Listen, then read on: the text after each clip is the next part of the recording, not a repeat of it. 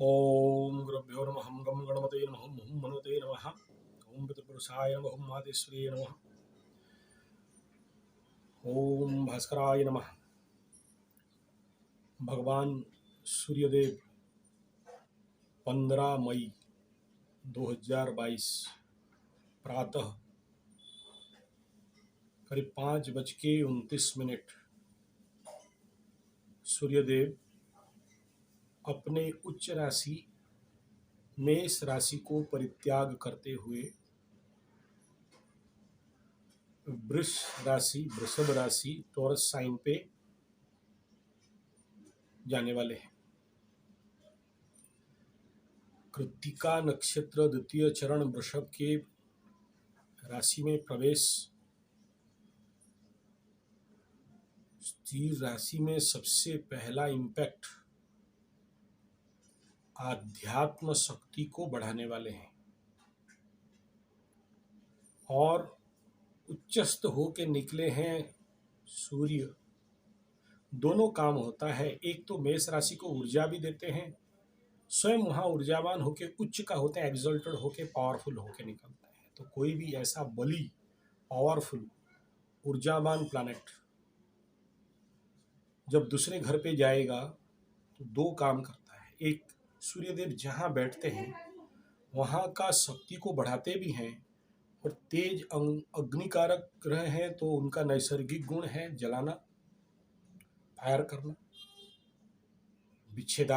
विच्छेदात्मक पापी क्रूर भी कहा गया है और सात्विक भी कहा गया है।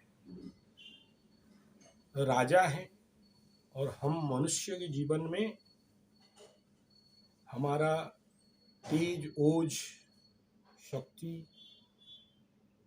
आत्मा का कारक, पिता का कारक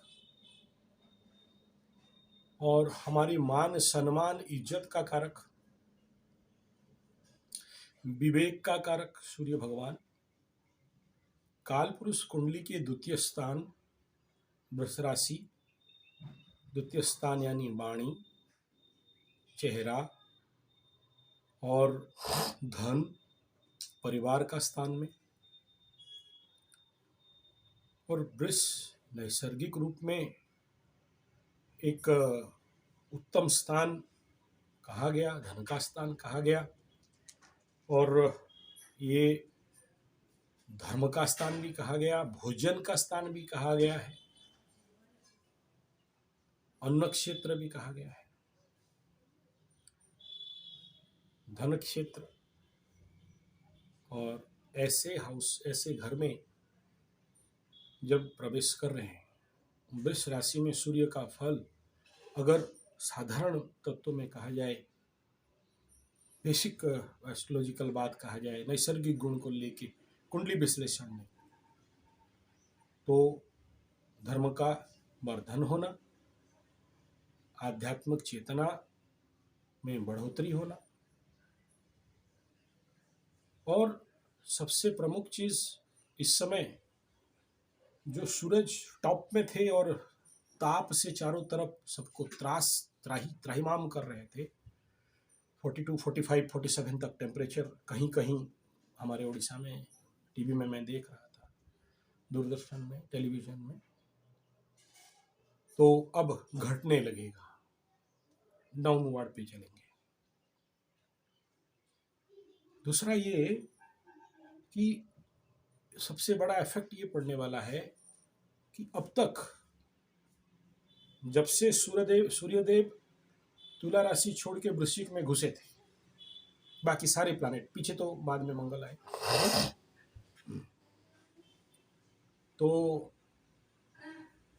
हालांकि कालसर्प दोष योग इसको हमारे क्लासिकल टेस्ट में नहीं माना जाता, लेकिन तो बना था। यानी राहु और केतु के बीच में सारे प्लैनेट, और उसका परिणाम यही था कि जो भी हम लोग प्रेडिक्शन करते थे गोचर के अनुसार, राशिफल के अनुसार, वो बहुत ज्यादा लोगों को नहीं मिल रहा था। जैसे उच्च का मंगल हो गए तो अच्छा फल, क्या खाक फल होगा है ना। गुरु बृहस्पति मीन में घुस गए, अच्छा फल क्या खाक फल होगा। तो जितने सारे राशि फल थे, पकड़ लीजिए 100 प्रेडिक्शन देते थे, तो 20% भी रिजल्ट नहीं आ रहा था। ब्लॉकेज था, आर्थिक स्थिति में ब्लॉकेज बना, व्यवसायिक क्षेत्र में ब्लॉकेज बना, पारिवारिक क्षेत्र में, सब जगह में बाधा बन रहा था। अब जब सूरज पार, बुध हालांकि पार कर गए थे ऑलरेडी पहले से ही, लेकिन राजा तब भी बंधे हुए थे, ग्रहण योग में बने थे, तो सूर्य शुद्धि नहीं था। और मेरे दृष्टि में अभी भी कहा जाए तो गुरु बृहस्पति क्योंकि पाप कर्तरी में फंसे हैं और साल भर तक फंस के रहेंगे, और अगला साल फिर राहु के साथ लटकना पड़ेगा और शनि के दृष्टि में लटकना पड़ेगा। तो नेचुरल बात है ये।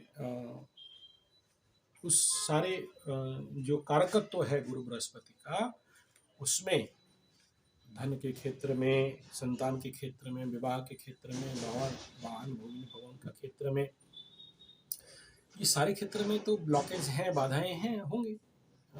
लेकिन अब सूरज निकल गए तो अब जो 20% मात्र रिजल्ट मिल रहा था, मैं कहूँगा 50% तक आप लोग हाथ खोल के अब आगे बढ़ सकते हो, खेल सकते हो, काम हो सकता है, सफलताएं मिलेंगे, बंधा हुआ काम आगे बढ़ेगा, धर्म क्षेत्र में भी बढ़ेगा, आध्यात्मिक क्षेत्र में भी वर्धन है, आर्थिक क्षेत्र में भी वर्धन होगा। ये ओपन चैलेंज गारंटी है, दिख रहा है, अनुभव भी हो रहा है, कुछ आप सोचिए एक पूर्वाभास भी हो रहा है। तो यहाँ पर सूर्य भगवान जून 15 तक रहेंगे, फिर इसको छोड़ के आगे चलेंगे। तो ये इसका बेसिक फल है कि अच्छी शुभता आने वाले हैं, कार्मिक प्रगति, आर्थिक प्रगति, आध्यात्मिक प्रगति, कई सारी जगहों में जो प्रवचन वगैरह बंद थे वो भी खुलना चालू हो जाएगा, स्वाभाविक दिख रहा है। और कथाएं भी ऑलरेडी कुछ संत महात्मा लोग बोल रहे थे कि हाँ अब मिलने लगा है, कर रहे हैं, और नया नया संपर्क, नया नया अपॉर्चुनिटीज इस समय जो नहीं आ रहा था आएगा, जिनका बंद पड़ा हुआ काम इन्वेस्ट कर दिए और नहीं निकल रहे थे, अब वो होने वाला है, ये दिख रहा है, बहुत साफ सुथरा दिख रहा है। तो वृषभ में सूर्य भगवान आने के पीछे आप ये इस बात का भी हम लोग का एक आकलन, एक प्रेडिक्शन ये कह सकते हैं कि सारे कामों में एक स्थिरता आएगा। और ज्यादा शुभता अगर कहा जाए तो सूर्य और बुध का अभी यहाँ बुधादित्य योग भी बनेगा, जिसके कारण जब जब भी बुधादित्य योग लगता है तो जो भी बुध और सूर्य के कारकत्व हैं उनमें बढ़ोतरी होते हैं और बुध अपने कार्यकत्व को बढ़ाते हैं। देखिए बुद्धदेव यहाँ पर आके जब बकरी हुए तो बिजनेस लाइन पे, इकोनॉमी लाइन पे, वाणी लाइन पे और जो कम्युनिकेशन क्षेत्र पे बहुत सारे बाधा विघ्न आना ऑलरेडी चालू हो चुका है, हो गया था। लेकिन सूर्य आने के बाद ये सारे समस्याओं में आप देखोगे एक समाधान मिलेगा।